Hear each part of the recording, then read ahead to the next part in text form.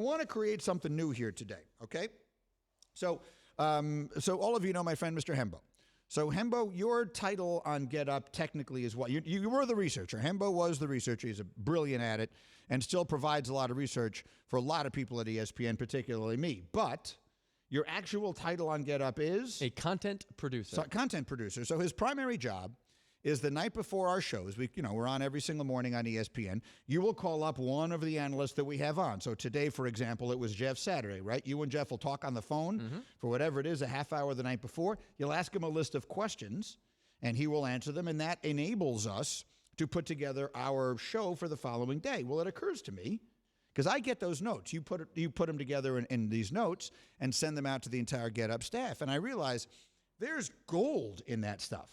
I mean, these takes are phenomenal. The insight is phenomenal. The questions are phenomenal. Why don't we do those here? So we're going to now debut a new way of approaching Greeny's Takes. Greeny's Takes.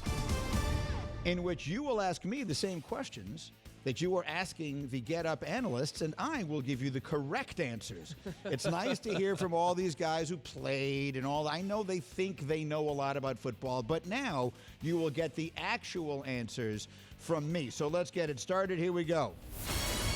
What's the first question you asked Jeff Saturday yesterday? It was, who is the biggest threat to Tampa Bay in the NFC? It's an excellent question. I think the Buccaneers go into this season as prohibitive a favorite in their respective conference as any team I can think of in a long time, because I think that the NFC is comparatively the JV.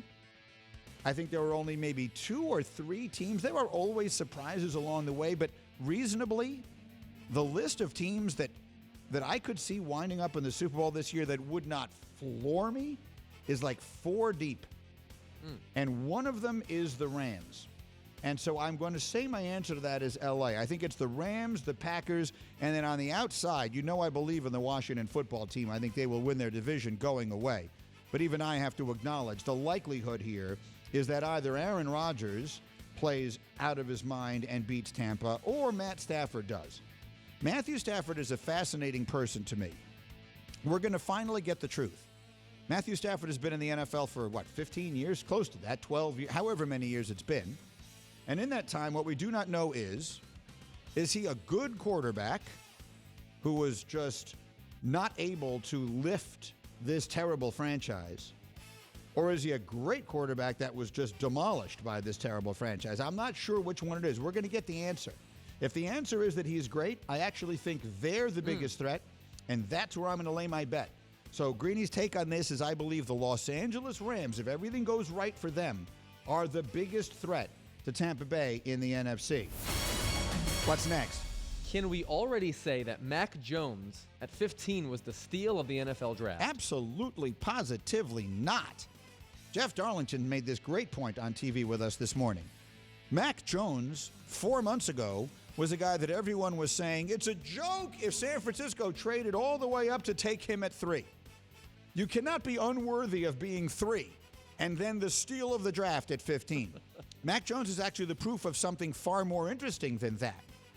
Mac Jones is the proof of what I've been telling you for as long as I have had these airwaves, and that is that more young quarterbacks are ruined than developed. Mac Jones is in the perfect situation. No one would be talking about him this way if he'd been drafted by the Jets at 2 or by the Bears at 11 or wherever they wound up drafting, or by Jacksonville. He wound up in the perfect place. And so the situation will dictate that he will be hugely successful, quickly and long term. I think Mac Jones will be great, but that in no way means to me that he was the steal of the draft. What's next? We know you love the Browns, but are the Cleveland Browns built to beat the Chiefs? Yes, they absolutely are. If styles make fights, they've got the style.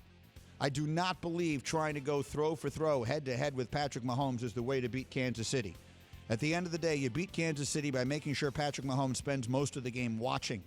If you think back to the AFC Championship game of 2 years ago when New England beat Kansas City on the road in overtime, everyone remembers the offsides penalty that cost Kansas City. Yes, it did. But the reason that game was where it was is that Patrick Mahomes watched the entire first half. The entire first half. Bill Belichick just took the air out of the ball.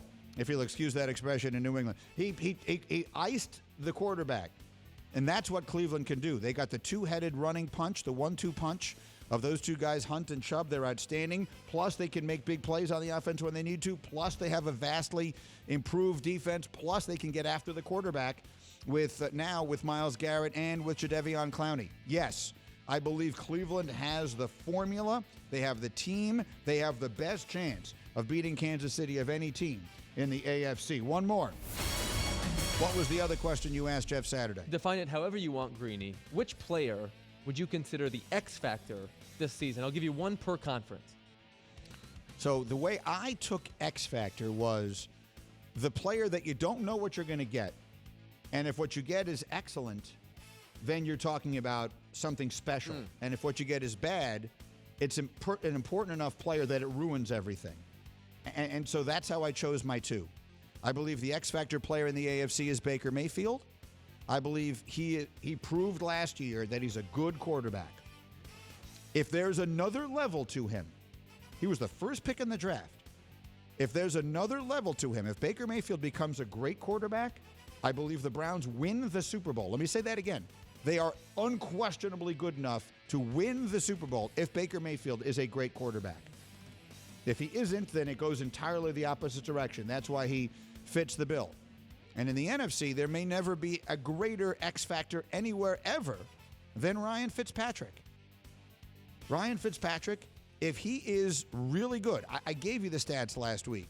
The down barrel, the piece that I did for Get Up, it's gone viral. You've seen the video. If you haven't, it's on my Twitter feed, at ESPN Greeny, my essay on why the Washington football team is being slept on. Ryan Fitzpatrick, over the last 3 years, has numbers that compare favorably to Tom Brady, Dak Prescott, and Deshaun Watson. He hasn't just been okay. He's been excellent. If he is that, the Washington football team run away and hide with the NFC East, and they're a legitimate threat. If he is Fitz-tragic, then they're not a threat to do anything. So he's the perfect definition of the X factor. Thank you for watching ESPN on YouTube. For live streaming sports and premium content, subscribe to ESPN+.